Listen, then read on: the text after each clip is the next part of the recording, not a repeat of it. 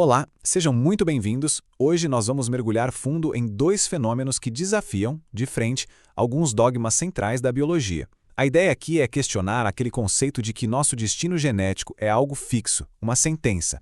Olá a todos! Saudações aos mestrandos do Prof. Bio. Nessa nossa conversa de Biologia 1, vamos direto ao ponto. Usar evidências moleculares robustas para mostrar que a biologia, na verdade, é muito mais sobre regulação e sinalização, muito mais flexível do que a gente costuma aprender. E a ideia central, o que vai guiar a nossa discussão, é bem provocativa.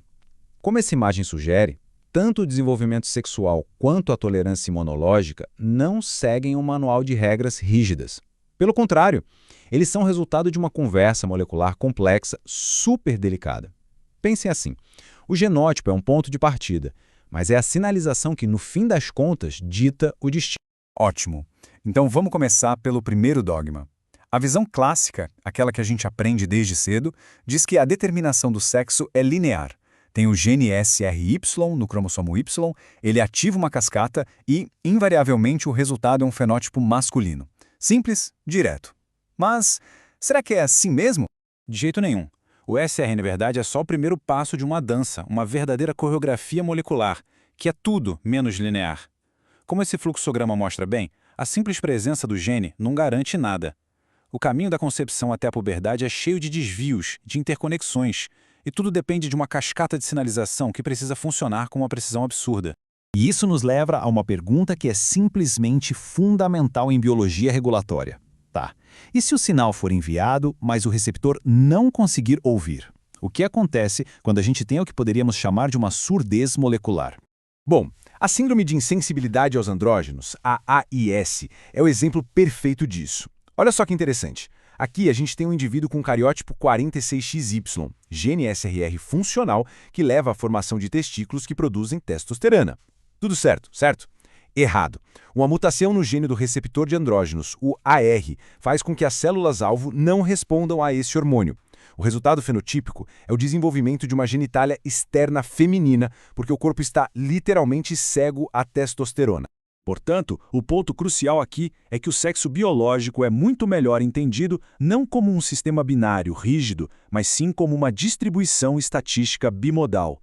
A gente tem, sim, dois picos fenotípicos muito mais frequentes, mas a integridade dessa via de sinalização hormonal cria toda uma gama de variações entre eles. A biologia opera em espectros, não em caixinhas. E essa mesma lógica da regulação se sobrepondo ao determinismo não para na endocrinologia. Ela nos leva a um dos maiores, se não o maior paradoxo da imunologia, a gestação. Como é que o sistema imune, que é programado para destruir tudo que é não próprio, tolera um feto por 9 meses?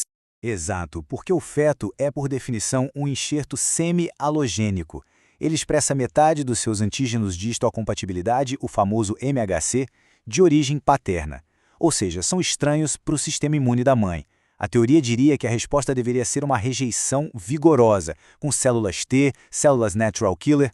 Mas o que acontece é o oposto. O útero se transforma num santuário imunológico. A grande pergunta é, como? A resposta não é passividade, de forma alguma. É uma negociação molecular ativa, extremamente sofisticada. A natureza desenvolveu pelo menos 3 estratégias brilhantes para criar essa tolerância. Vamos analisar cada uma delas: evasão, controle metabólico e supressão ativa. O primeiro mecanismo é uma genial troca de identidade. As células do trofoblasto, que fazem esta interface com o útero, escondem as moléculas de MHC clássicas e, no lugar, elas apresentam uma molécula não clássica, a HLA-G. Como a gente vê aqui, a HLA-G se liga a receptores inibitórios, os KIRs, nas células NK uterinas e manda um sinal muito claro de não atacar. Basicamente, ela desarma a agressividade dessas células. O segundo mecanismo é um controle por fome metabólica. É incrível. A placenta expressa níveis altíssimos da enzima IDO. O que ela faz?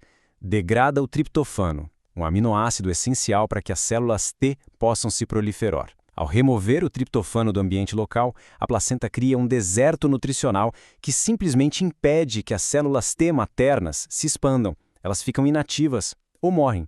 E por último, mas não menos importante, a gente tem a diplomacia ativa. O ambiente hormonal da gravidez induz a expansão de uma população de células T muito especiais, as células T reguladoras, as TREGs. Como essa balança ilustra bem, essas células que têm o fator de transcrição FOXP3 produzem citocinas anti-inflamatórias que ativamente suprimem as respostas de ataque, mantendo o equilíbrio sempre a favor da tolerância.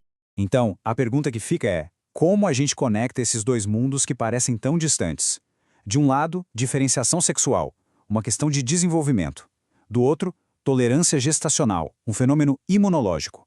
Qual é o elo que une essas duas histórias? O elo é que a biologia, na sua essência, é uma conversa molecular. Tanto o fenótipo sexual quanto a tolerância imune dependem do sucesso de apertos de mão moleculares, a ligação de um ligante ao seu receptor. Seja a testosterona no seu receptor AR, seja a HLG no seu receptor KIR. O resultado final não é pré-determinado pelo gene, mas sim negociado, a cada instante, por essa sinalização. Para mais conteúdos como este, não deixem de se inscrever aqui no nosso canal. Em suma, essa visão determinista e binária é francamente insuficiente. A plasticidade na diferenciação sexual e a tolerância na gestação são provas de que as leis da biologia servem a um objetivo maior: a adaptação e a perpetuação da espécie. Normalidade, então, não é um ponto fixo, mas sim um equilíbrio dinâmico, mantido por essa regulação fina e constante. O que nos deixa com a reflexão: em que outras áreas da biologia nossos dogmas precisam ser revistos à luz da regulação molecular?